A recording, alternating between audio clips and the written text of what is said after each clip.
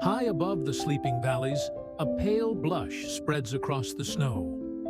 In these fleeting moments before sunrise, ice crystals catch fire, and an entire mountain range seems to hover between night and day, waiting, breath held, for the world to wake. Down below, rooftops glint like river pebbles, while Machapuchare, the sacred fishtail, rises clear of its cloud-bank cloak. For the people of Pokhara, that lone pyramid is both compass and guardian, steady, immovable, quietly shaping every story told at street level. Footsteps crunch in rhythm, oxygen grows thin, yet laughter travels easily across the cold air. These climbers follow a trail worn smooth by traders, monks, and adventurers for centuries, each one adding a heartbeat to the living history of the Himalaya. From above, the scale is almost impossible to grasp. Ridges collapse into shadowed chasms. Glaciers pour like slow white lava.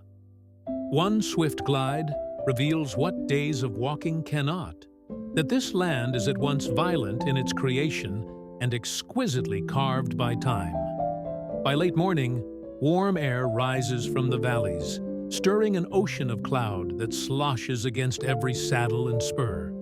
Peaks appear and vanish like dolphins breaching a fog-bound sea, reminding us that mountains rule this sky as confidently as they rule the earth beneath.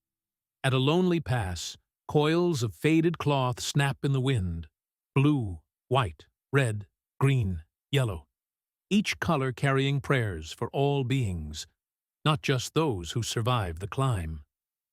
In their flutter is a gentle lesson. That kindness, once released, travels farther than footsteps ever could. Nestled beside crimson rhododendron forests, blue-roofed lodges glow in the slanting afternoon light. Children chase one another between stone walls, their giggles echoing off fresh snow. Here, community thrives on the thin edge between hospitality and hardship. A melt-fed stream skips over granite boulders, assembling itself stone by stone into a river that will one day irrigate distant rice fields. Every droplet carries the memory of glacier and sky, stitching highland and lowland into a single, interdependent tapestry. Beyond the tree line, a lone yak lowers its shaggy head to graze. Thick lungs, wide hooves, and an unhurried heart make this quiet grazer perfectly engineered for altitudes that leave most creatures breathless. Proof that life, given time, adapts to almost any demand. Between two vast ridges lies a concealed valley, home to a handful of stone houses barely visible from above. Isolated for months by snow and cloud, this miniature world beats to its own slow rhythm, untouched by the wider hurry of modern life. Look closely at the cliffs.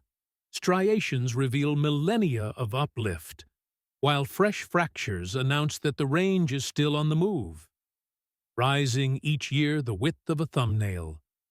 Even in apparent stillness, the very bones of the earth continue to twist and grow. Then, with little warning, the first breath of monsoon drifts in, cloud thickens, temperatures tumble, and the landscape retreats behind a curtain of shifting gray. An elegant reminder that control here belongs not to climber nor cartographer, but to weather alone. At last, the storm exhales, and the clouds drift apart to reveal a solitary, flawless peak. It stands unchanged, yet we are altered, hearts quickened, horizons widened by the simple act of looking up. In that glance lies the enduring power of the Himalaya,